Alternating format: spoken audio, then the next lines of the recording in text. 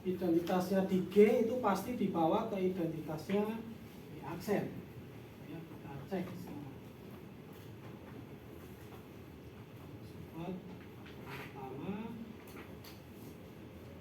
F dari G bagi aksen adalah homomorfisme.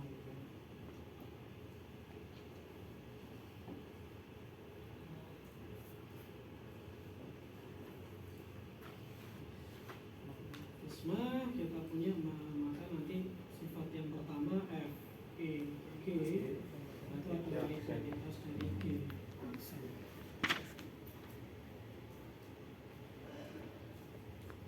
Mari kita lihat ini.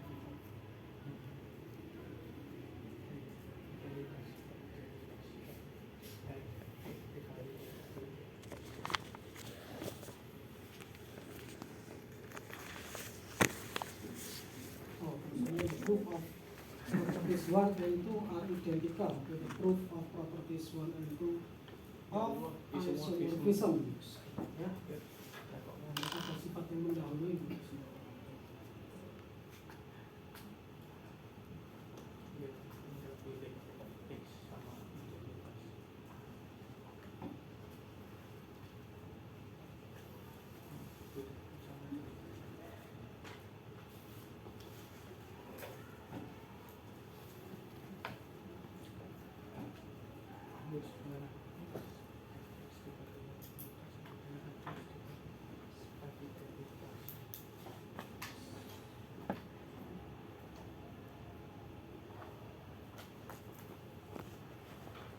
Lihat ini Pak, 6 ini Pak.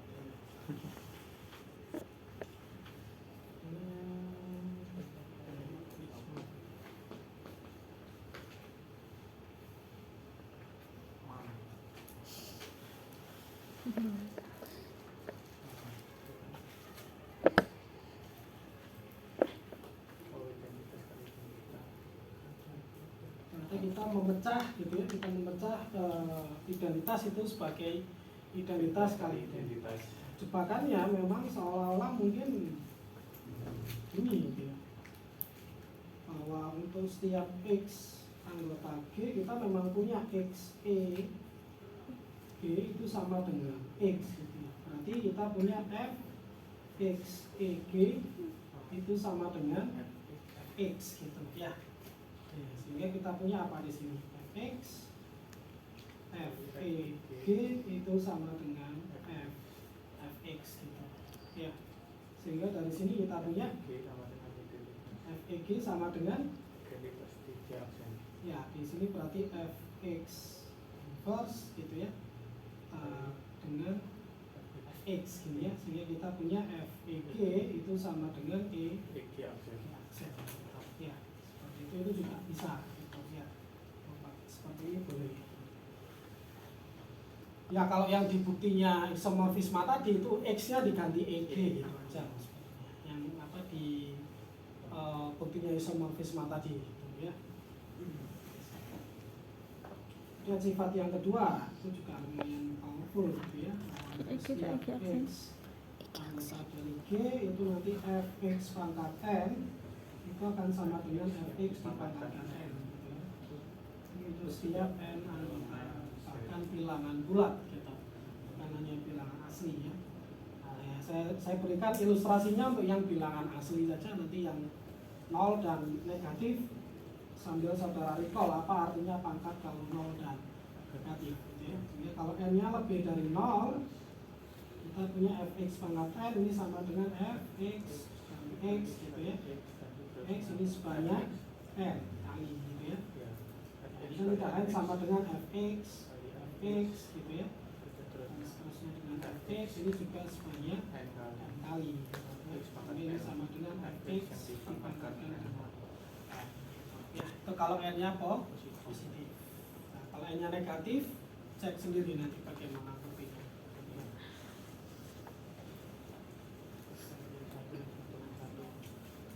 Yang sifat yang ketiga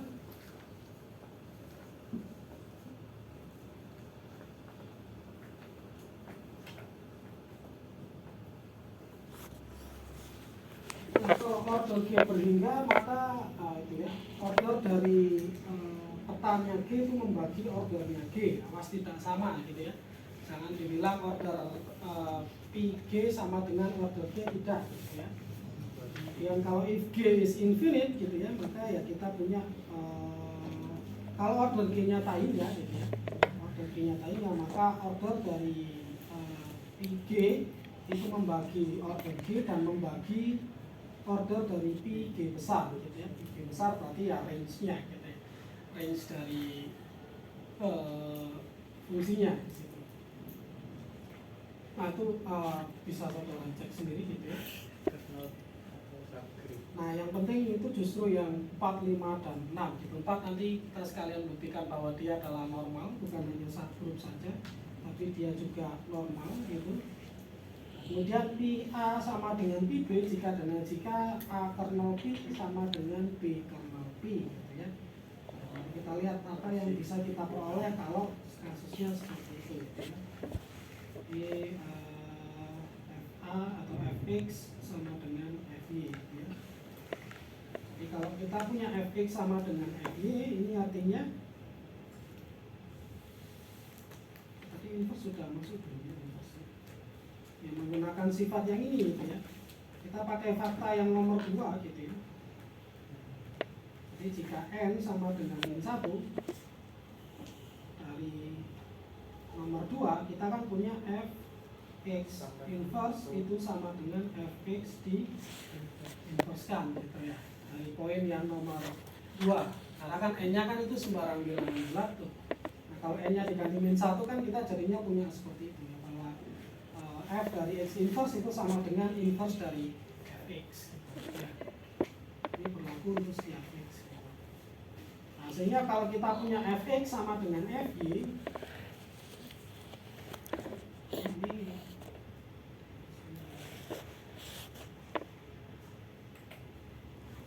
kita punya fx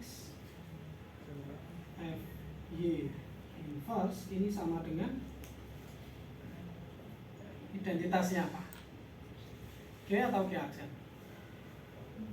G aksen. Identitasnya dari G aksen. Karena fx-nya di G aksen, fy juga berada di G aksen. Nah, by definisi yang atas tadi ini, yang ruas kiri itu adalah fx f inverse gitu kan ya, menurut yang ini tadi gitu. Ini sama dengan identitas dari G aksen. Nah, ini adalah fx inverse menurut sifat dari Fishman-nya sama dengan E. Ya, nah, maka apa kesimpulannya? Xy inverse ini adalah anggota dari kernel F.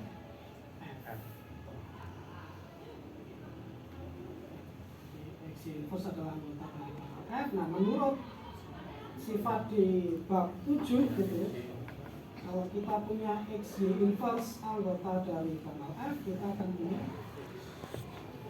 ya, X kernel F itu sama dengan Y kernel F.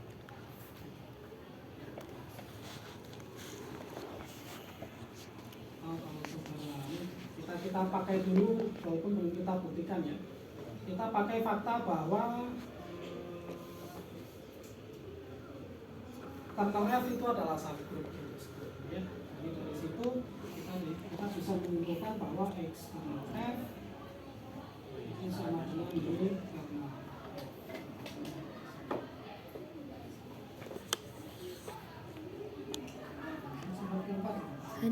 Tolong pegang bentar dong, mau minum. Jika PG sama dengan G aksen, maka bentuk dari prapetanya suatu elemen gitu ya. Misal fx itu sama dengan y ya. Maka kita punya prapeta dari y, prapeta dari y. Ini kan pengertiannya adalah G anggota dari G sedemikian sehingga Fg itu sama dengan Y gitu. Ya, artinya kan seperti ini. Terus untuk kita tuju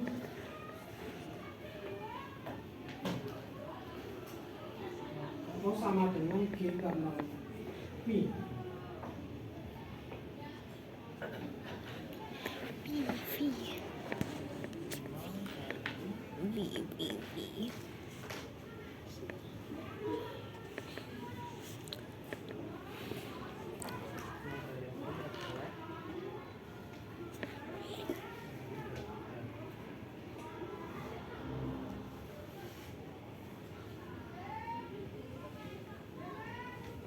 Ini kalau kita buat lagi gitu ya, yang logis demikian sehingga membawanya ke sana itu biar kalau lewat kesamaan dua himpunan nanti saudara lebih bingung.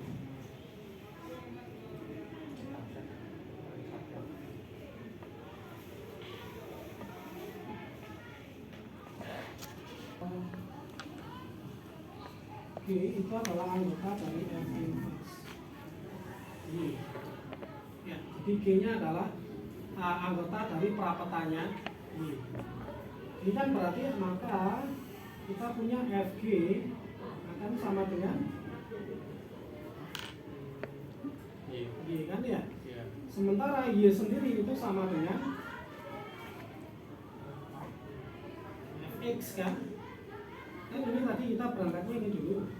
Fx sama dengan Y. Kemudian kita punya prapeta Y itu adalah G anggota G, demikian sehingga Fg sama dengan Y. Kan ya?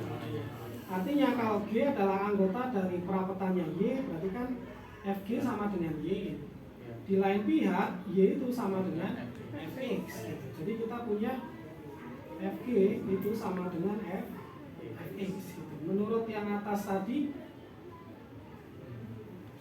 kita akan punya G kernel F itu sama dengan X kernel F. Gitu, ya. Nah ini tidak lain berarti sama dengan yang ini gitu ya, X kernel F itu tidak lain sama dengan F inverse Y itu sendiri gitu ya isinya. Karena kan yang karena kenapa bisa seperti itu ya ini karena X kernel F ini kan sama dengan X K di mana K-nya anggota dari kernel F. Ya berarti dari sini kita cek berarti Fxk apa yang terjadi dengan Fxk? Ini kan sama dengan Fx dikali dengan Fk. Karena Fk karena K-nya anggota kernel F ini kan jadi sisa Fx kalikan identitas G aksen sama dengan Fx. Kan ya? Berarti kita punya Xk itu ada ini kan nanti Fx sama dengan Y berarti ya. Jadi kita punya Xk itu adalah anggota dari prapetanya. Makanya kita punya di sini G kernel F itu sama dengan F inverse. Ya. Nah, tadi coba mencari sesuatu yang sederhana nggak nemu ya sudah kita ke definisinya. Ya. Kemudian sifat yang kelima baru kita buktikan bahwa kernel F itu merupakan subgroup normal. Kita subgroup dari G.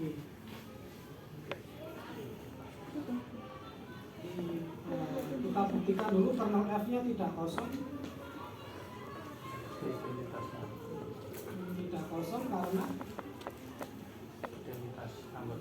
ya, karena tadi ya kita punya fakta bahwa peta dari G itu sama dengan G aksen kan menurut sifat yang nomor 1 tadi gitu.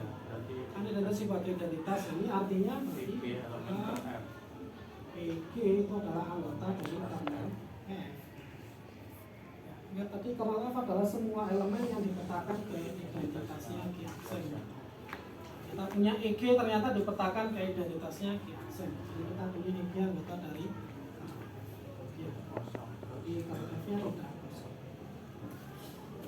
Kemudian untuk setiap X, Y anggota dari kernel F, kita pakai one step saja gitu ya.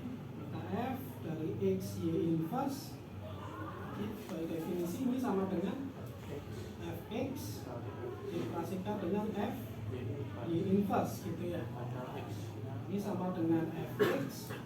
Menurut sifat yang eksponen tadi ini sama dengan fy di inverskan gitu. Ya, di sini. Nah, karena x dan y tadi di kernel, fx akan sama dengan identitasnya di aksen. Karena y-nya di kernel, fy akan sama dengan identitas dari ya di aksen juga gitu ya, inverse, sehingga ini sama dengan identitas dari g aksen. Ya, sehingga kita simpulkan bahwa x y inverse itu adalah anggota dari kernel. Ya, jadi kernel f adalah subgroupnya G.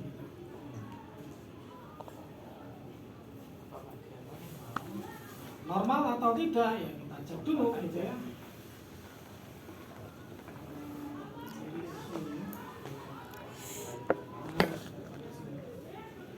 Ya, kita cek apakah x, y, x inverse itu merupakan anggota dari kernel f atau bukan gitu. Ya, buktikan normal atau tidak kan kemarin seperti itu. X, y, x inverse harus anggota dari kernel f gitu. Nah, kita cek bagaimana f dari x, y, x inverse gitu ya. Nah, definisinya ini sama dengan fx, fy, fx inverse. fx inverse gitu. Ya. Tapi hati-hati di sininya, hati-hati. Yang anggotanya kernel yang mana? Y. Untuk setiap x anggota G dan Y anggota Kernel. kernel F. Nah, ini hati-hati. Ya, kalau kan itu kan x, h, x inverse, subset h. Ini kan artinya x, h kecil x inverse itu anggota dari h. Untuk setiap x anggota G, h anggota besar. Kan gini gitu ya. Sehingga ya, kalau ini saudara tabrak dengan x, y-nya di kernel semua ya salah. Kalau saudara tabrak dengan x, y-nya di G semua nggak jalan. Ya, karena ini saudara cuma dapat ini nggak boleh kemudian saudara tukar fx dengan fx inverse-nya, nggak boleh karena tidak ada keterangan grupnya komutatif. Ya, cuman karena ini adalah anggotanya kernel, baru ini bisa jalan gitu. Ini sama fx-nya tetap nggak tahu gitu ya.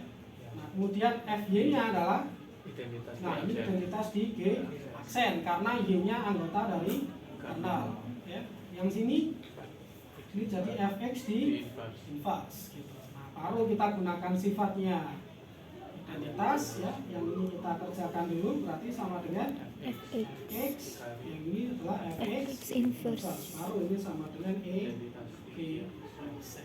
Elemen kernel bahwa F. x, y, x inverse adalah anggota dari kernel F. Ya, jadi simbolannya kernel F itu adalah subgroup normal dari G. Ya, jadi faktanya kayak gitu. Kernel adalah subgroup normal. Setiap subgroup normal adalah kernel dari suatu homomorfisme. Ya. Nah, sekarang kita ke istilah, gitu, beberapa istilah.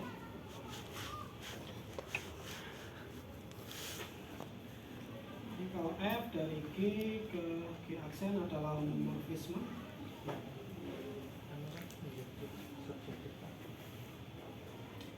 Nah, yang pertama jika F injektif, F disebut monomorfisme.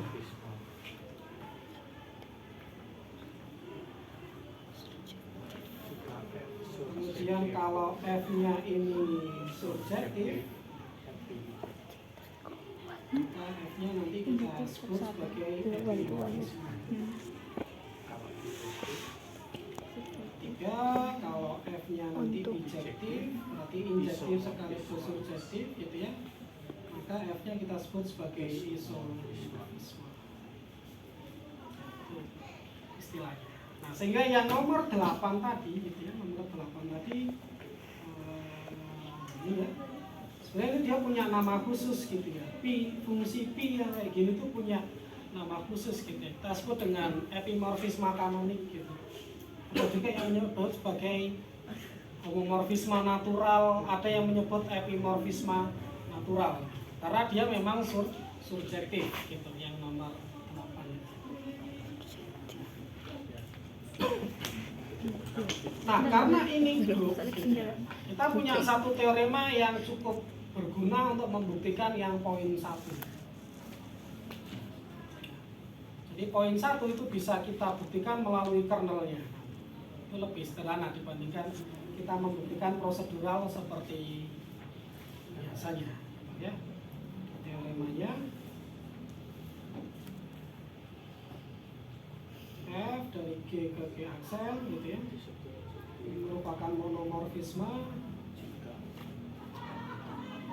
Itu jika dalilnya jika kernel F itu hanya berisi identitas saja.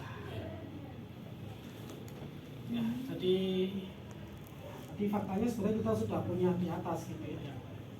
Contoh-contoh awal ini ya. Kan tadi kita sudah sempat singgung bahwa 2 pangkat X itu injektif fungsinya. Itu pas, kernelnya isinya cuma 0 doang. Ya, karena kan memang identitasnya di R itu adalah 0. Yang kedua juga gitu. 2 log X itu injektif juga gitu. Nah, memang kernelnya ternyata isinya hanya 1. Ya, atau identitasnya di R plus itu hanya 1. Kemudian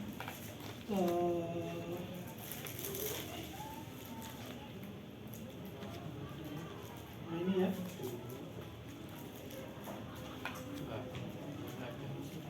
Nah ini ya, ini juga injektif gitu ya, karena kernelnya hanya saja. Ini jelas injektif pun ya dengan mudah saudara bisa buktikan gitu ya.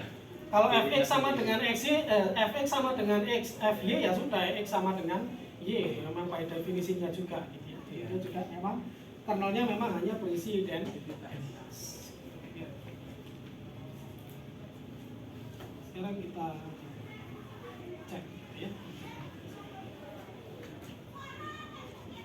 Oke, kita mulai dengan bukti dari kiri ke kanan.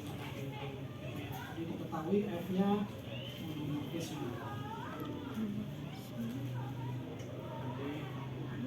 Nah, kan sudah jelas gitu ya, walaupun dia tidak monomorfisme, karena tadi kan kernel tadi kan subgroup gitu ya. Dan ini kan ternyata EG itu kan selalu anggota dari kernel. Ya, berarti ya jelas berarti kita punya EG itu adalah subset dari kernel F.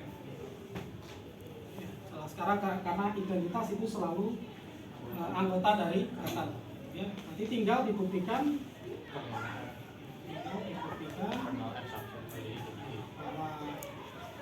kernel F gitu ya, itu adalah subset dari E. Ya, kita ambil sebarang X anggota kernel X, kernel F gitu ya. Nah, kalau X dari anggota kernel F artinya apa? Fx sama dengan identitas. Kita punya Fx sama dengan identitas di G aksen gitu ya. Nanti pada soal gitu ya, dan yang lain-lainnya udah nggak ada indeksnya gitu. Ya udah sama-sama E gitu simbolnya. Oh, Ya. Jadi saudara harus aware gitu ya, itu identitas di domain atau identitas di kodomain gitu ya. Kalau saudara lihat di soal gitu. Jadi jarang menyebutkan identitas kayak gitu. Paling mentok satunya E aksen gitu. Ya, gitu. Oke, jadi kita punya fx-nya sama dengan identitas dari G aksen gitu ya. Nah, padahal identitas dari G aksen itu sama dengan F dari identitasnya G gitu ya. Tadi kan kita punya identitasnya G itu dipetakan ke EG aksen. Jadi kita punya fx itu sama dengan F E G. Ya, karena F injektif maka kita punya X itu sama dengan E. Ya, jadi kita punya kernel F itu sama dengan E. Ya, manfaatkan injektifnya. Nah, bukti ke arah sebaliknya. Ini kita punya diketahui itu hanya berisi identitas. Ya. Kita buktikan bahwa f-nya injektif gitu ya. Ambil 2xy anggota G demikian sehingga fx sama dengan y gitu ya. Kita akan buktikan bahwa x-nya harus sama dengan y. Jangan terbalik ya antara injektif dengan apa itu fungsi yang well defined gitu ya. Kalau well defined berangkatnya dari x sama dengan y, buktikan fx sama dengan fy gitu. Kalau injektif berangkatnya dari fx sama dengan fy, buktikan bahwa x sama dengan y ya. Jadi berbeda ya. Jadi jangan terbolak-balik gitu ya. Oke, fx sama dengan fy ini berarti kita punya fx fy inverse itu sama dengan identitasnya G aksen gitu kan ya. Nah, yang ruas kiri itu adalah fx fy inverse, ini identitasnya G aksen, ini adalah fx y inverse itu sama dengan e G aksen ya. Ini artinya kita punya berarti xy inverse anggota dari kernel f gitu ya. Padahal kernel f isinya hanya identitas gitu ya. Berarti kita punya xy inverse sama dengan identitas, berarti x-nya sama dengan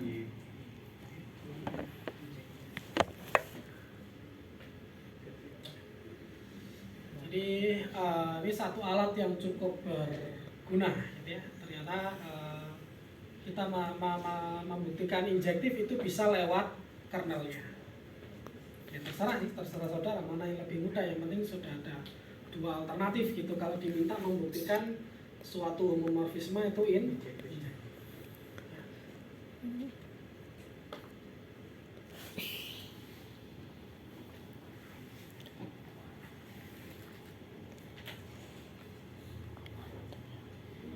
Nah, konsep kernel ini sebenarnya tidak hanya ada pada homomorfisme gitu ya. Kita sedikit berbicara yang melenceng gitu ya, sebagai FYI aja gitu ya, for information aja gitu. Karena kan apa itu, kalau saudara lihat kalau apa ini tadi gitu ya, menggunakan ini tadi gitu.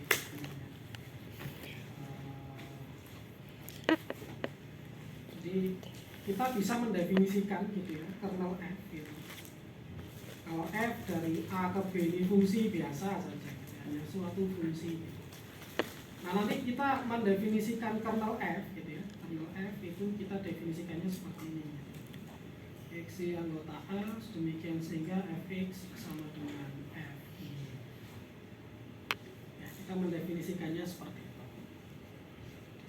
Jadi kita definisikan xy anggota a demikian sehingga fx sama dengan fy gitu ya. Dan ini gitu ya.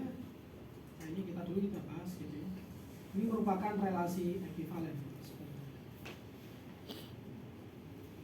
Jadi dia bersifat reflektif, simetris, transitif gitu. Yaitu relasi ekuivalen. Jadi kalau sebenarnya konsep tentang apa itu kernel ya, saya beritahukan saja bahwa dia sebenarnya tidak hanya terbatas pada homomorfisme. Cuman kalau sudah masuk ke fungsi secara umum, pengertiannya sedikit berbeda. Ya, sedikit berbeda.